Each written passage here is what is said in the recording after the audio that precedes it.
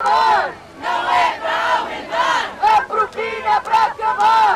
Não é pra aumentar! মঙ্গলবার পর্তুগালের parliament অধিবেশনে চোখ ছিল সবার। নানা ইস্যুতে উত্তপ্ত ছিল দেশটির পার্লামেন্ট। একই দিনে 2026 সালের বাজেটের পাশাপাশি প্রতীক্ষিত জাতীয়তা আইনেরও অনুমোদন দেয় দেশটির পার্লামেন্ট। বাজেটে টিউশন ফি বাড়ানোর প্রতিবাদে বৈরী আবহাওয়া উপেক্ষা করে রাস্তায় নামে লিসবনের বেশ কিছু বিশ্ববিদ্যালয়ের শিক্ষার্থীরা। নানা স্লোগানে পার্লামেন্টের দিকে যান তারা। স্থানীয় সময় দুপুরের দিকে চলা বাজেট অধিবেশনের আগেই পার্লামেন্ট ভবনের বাইরে জড়ো হন কয়েকশো শিক্ষার্থী।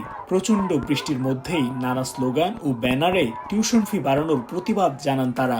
সেই সঙ্গে উচ্চশিক্ষা বিনামূল্যে করার জন্য সরকারের প্রতি আহ্বান জানান তারা। দাবি আদায় না হলে সামনে আরও কঠোর আন্দোলনের হুঁশিয়ারিও দেন শিক্ষার্থীরা। বাজেটে শুধু স্থানীয় নয়, ইন্টারন্যাশনাল স্টুডেন্টদেরও গুনতে হবে বাড়তি অর্থ। একই দিনে নতুন জাতীয়তা আইনেরও অনুমোদন দিয়েছে পর্তুগালের পার্লামেন্ট। প্রেসিডেন্ট আইনটি স্বাক্ষর করলে পর্তুগালের নাগরিকত্ব পেতে পর্তুগিজ ভাষাভাষী ও ইউরোপীয় দেশের অভিবাসীদের পর্তুগালে বৈধভাবে বসবাস করতে হবে 7 বছর ও অন্যান্য দেশের অভিবাসীদের জন্য 10 বছর।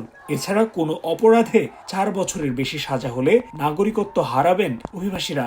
লাগবে ভাষাগত দক্ষতা, সংস্কৃতি, ইতিহাস ও নাগরিক হিসেবে দায়িত্ব কর্তব্যের জ্ঞান। 230টি আসনের মধ্যে পিএইচডি, সেগা, সিডিএস, ইনিশিয়েটিভ লিবারেলের 157 জন ডানপন্থী এমপির ভোটে সংখ্যাগরিষ্ঠতার ভিত্তিতে আইনটির অনুমোদন দেয় পার্লামেন্ট। বিপক্ষে ভোট দিয়েছে Socialist Party, Livre, Left Bloc, PAN ও PCP. Tariqul Hasan Ashiq, Somoy Sangbad, Lisbon, Portugal.